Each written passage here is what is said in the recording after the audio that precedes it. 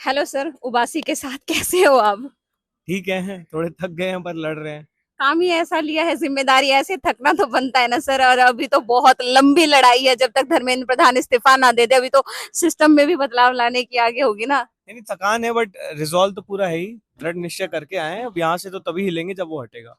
Okay. और ये एक महान सुपरस्टार है दलजीत दोसांझ, उन्होंने रिसेंटली में एक लाइव में कहा है कि मैं आर्टिस्ट हूँ, मुझे आर्टिस्ट ही रहने दो और मुझे ये जंतर मंतर के प्रोटेस्ट पे कुछ नहीं बोलना है। कुछ चीजें कभी भी सॉल्व नहीं होती है। तो उनके इस स्टेटमेंट पे आप क्या कहना चाहोगे? और सबसे बड़ी बात, जितने भी ये सुपरस्टार हैं, Shahrukh, Salman, Katrina, Alia, what ever it is, even YouTubers भी, ये सब भी कभी भी किसी मुद्दे पे क्यों बात नहीं करते हैं? आई मीन इनको करना चाहिए ना। आप देखो ना, सबसे बड़ी बात ये हमारी वजह से इतने बड़े सुपरस्टार है, हमारी सपोर्ट की वजह से। लेकिन जब बात आए हमें सपोर्ट करने की, तो ये लोग कहाँ गायब हो जाते हैं? सवाल इन लोगों से नहीं है, सवाल इस देश के युवाओं से है मेरा कि आप जिन लोगों को हीरो मान के बैठे हैं, जिनकी आप आइडल वर्शिप करते हैं, आप अगर वो आपके मुद्दे नहीं उठा रहे हैं तो वो किस बात के आपके आइडल है, वो किस तरह से आपकी इंस्पिरेशन हो सकते हैं। तो ये प्रोटेस्ट बहुत अच्छा मौका है ऐसे लोगों को ढूंढने का जो एक्चुअली आपके मुद्दे उठा रहे हैं, एक्चुअली आपके इश्यूज पे बात कर रहे हैं। बहुत लोगों ने उठाया है। अतुल कुलकर्णी ने हमारे बारे में बात की है, ऋचा चड्ढा ने हमारे बारे में बात की है, विशाल ददलानी ने हमारे बारे में बात की है। These are the real heroes.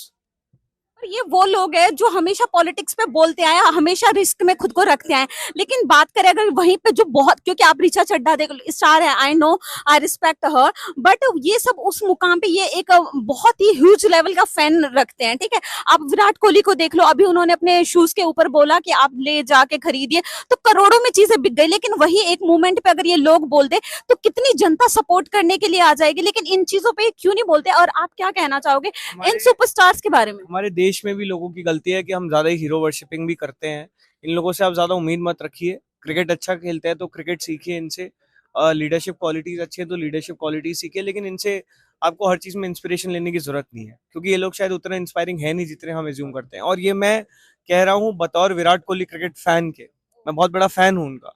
लेकिन मैं क्यों विराट कोहली से एक्सपेक्ट कर रहा हूँ कि वो पॉलिटिक्स पे जो है समझ रखते हो? मैं क्यों एक्सपेक्ट कर रहा हूँ कि वो मेरे मुद्दों के लिए स्टैंड लेंगे?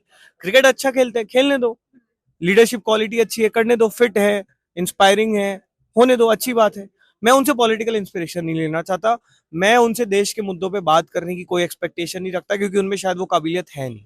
लेकिन जब वो काबिलियत नहीं है तो वो पॉलिटिक्स में, खुद अभी कुछ दिनों पहले आपने देखा होगा अपने इंस्टाग्राम पेज पे उन्होंने बीजेपी के समर्थन में एक पोस्ट डाला हुआ था। देखो, तो बीजेपी तो क्या है, सबको दबा के रखती है, टाइट करके रखती है, तो डालना पड़ता है। बाकी कोई किसी से एक्सपेक्टेशन हमें है नहीं। इस देश के युवाओं को ये समझना पड़ेगा कि लड़ाई खुद की है। किसी के भरोसे मत रहो कि कोई एक्टर एक्ट्रेस आके तुम्हारे लिए कुछ करेगा। अपनी लड़ाई खुद से लड़ो। ओके।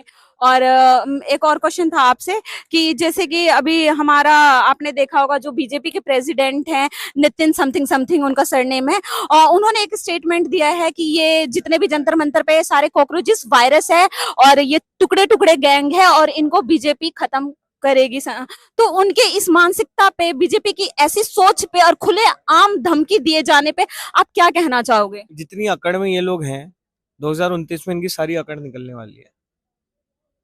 बस, that's it, thank you so much sir.